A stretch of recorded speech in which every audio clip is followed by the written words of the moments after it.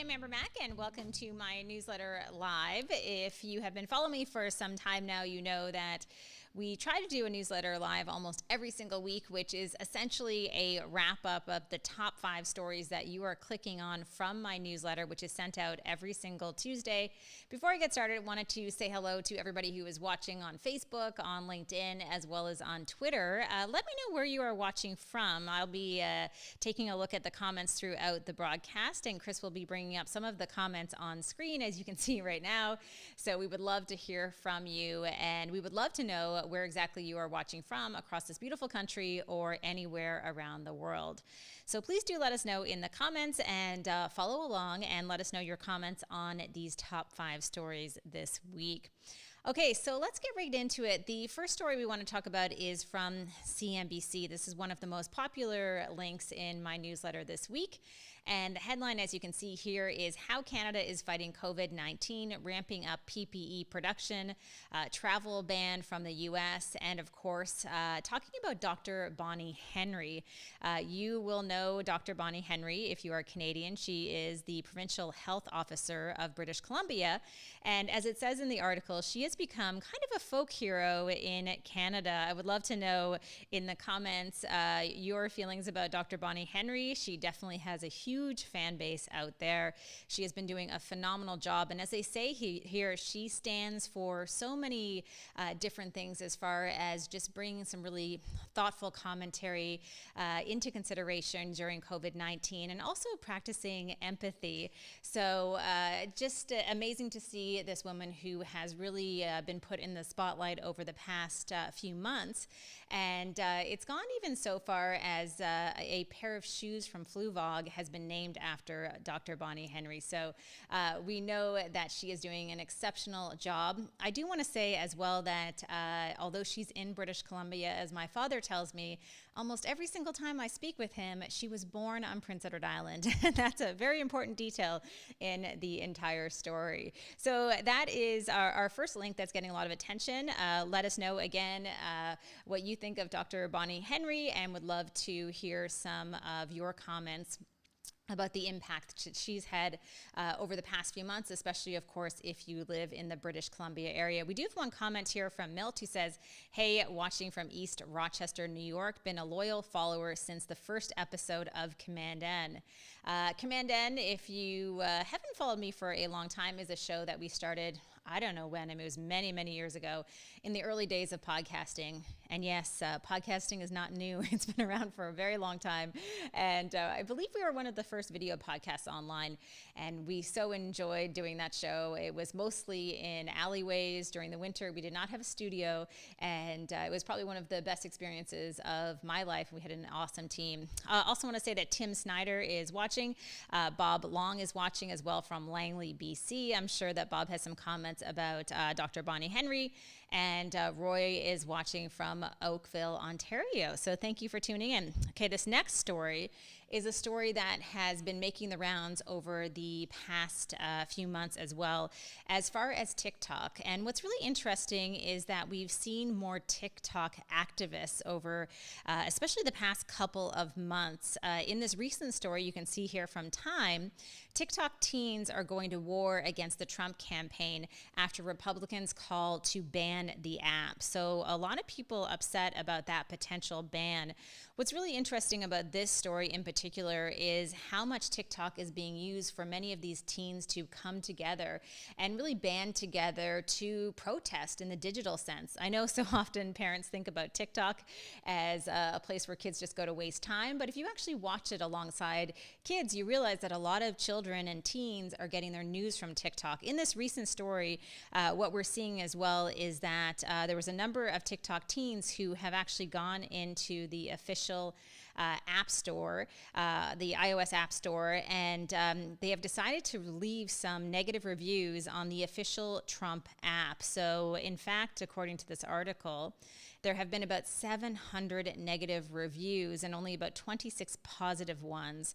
So we're seeing here that these TikTok activists are again making an impact and also making a statement through many of their actions online. So I tend to pay attention, I think, to what younger people are doing with this app and on this platform. And I never want to dismiss them. I think, again, it's kind of second nature to say, oh, you know, it's just this silly app and we should ban it and get rid of it. But to a lot of young people, it's a very important place for them to come together. So I'm sure you have opinions on TikTok in general. And I'm a little cautious about even inviting you to share those opinions. But nonetheless, let us know in the comments what you think of TikTok, since we are streaming this across Facebook and Twitter and LinkedIn. It should be a wide variety of comments.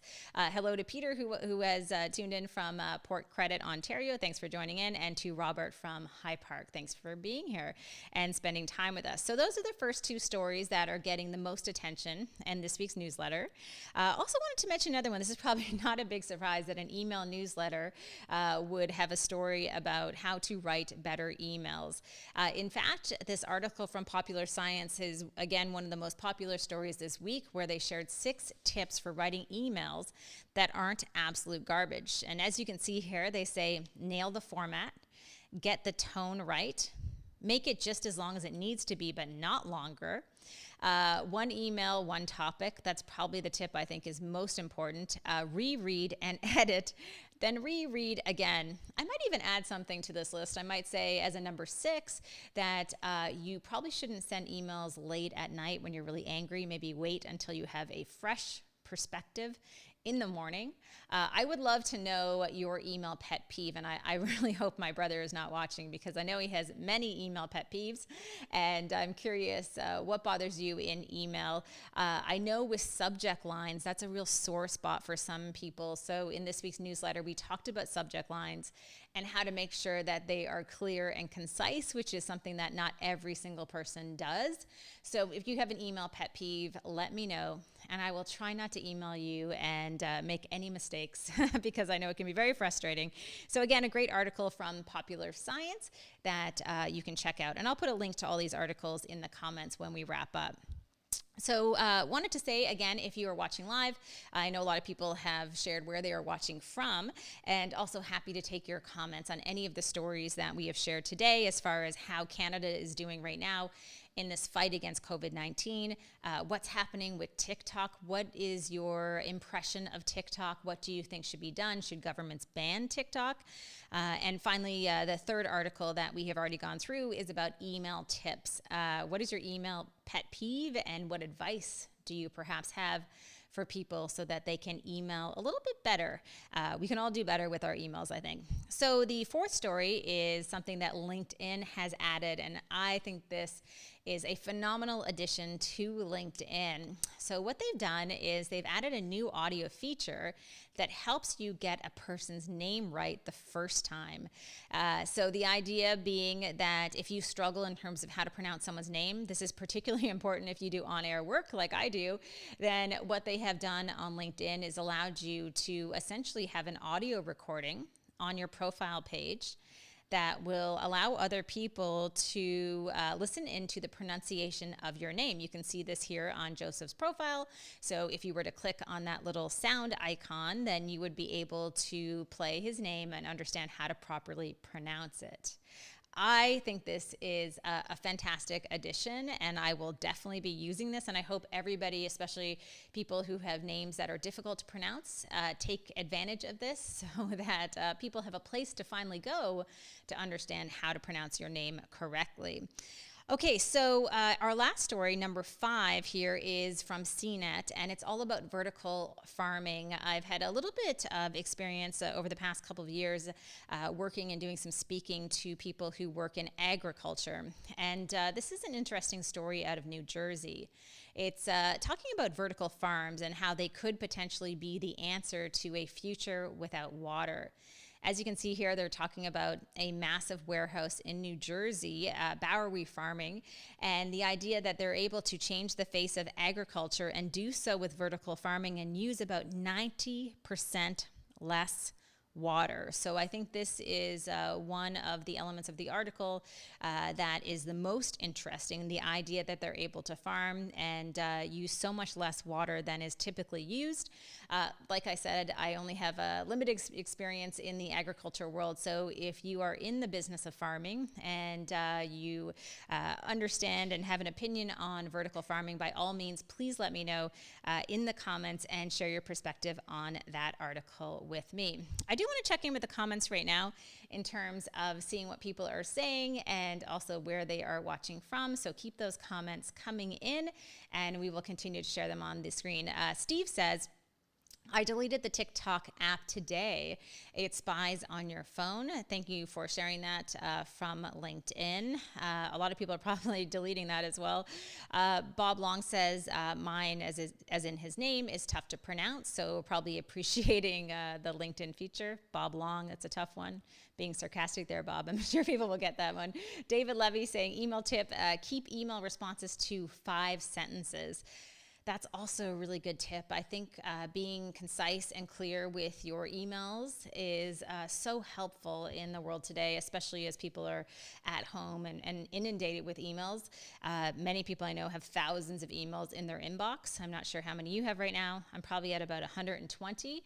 And I do appreciate those people who write me really concise emails, especially with the subject line. And even going one step further, I've been known to do this where I will number things in email so it's easy to reference back to each of those items. Maybe that's taking it too far. I don't know. Let me know what you think. I also wanted to mention that I am really excited because I'm going to be moderating a session that's taking place this Thursday called Path to Growth.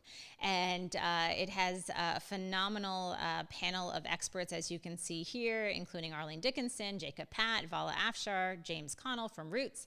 And the coolest thing about this is that this is being presented by Salesforce Canada, and it is completely free. So if you are watching right now and you're struggling in terms of what to do with your business, how to survive during this difficult time, I encourage you to join us for this panel on Thursday. It's from 1 p.m. Eastern to 2 p.m., so only an hour of your time. As I mentioned, there is no charge for the panel. We're also going to take questions at the end of the panel as well. And I think one of the reasons for doing this panel is really to help people who are feeling stuck right now, who are feeling lonely and isolated, who are entrepreneurs and business leaders and not really sure of the path forward.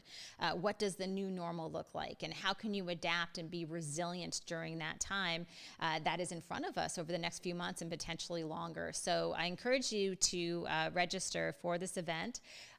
We have hundreds of registrants already, and you'll see all over my social media. I have a link where you can register for free. I'd probably advise that you do it today as quickly as possible, just in case it is not available for registration on Thursday. So Path to Growth Live, that's going to be a really exciting session that's taking place on July 16th, this Thursday.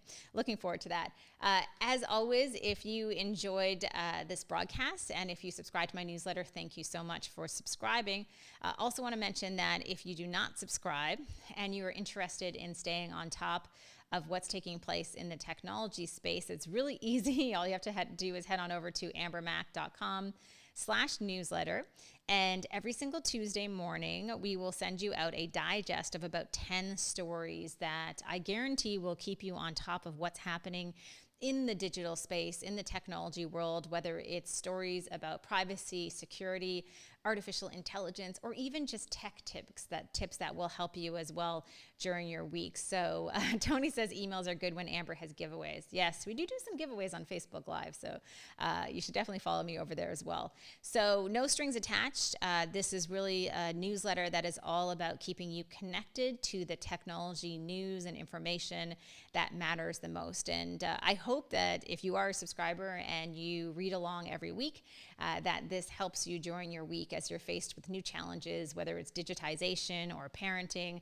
There are lots of great tips in the newsletter every single week. I see a lot of comments coming in. I want to thank people, lots of opinions on everything from writing emails to the future of TikTok. Keep them coming. If you enjoy this broadcast, please share it with your friends and colleagues and family members across whatever platform you're watching it on. As always, thank you so much for being here, and I hope you make it out to the Salesforce event this week. Otherwise, I will see you online. Thanks for watching, and I'll see you soon.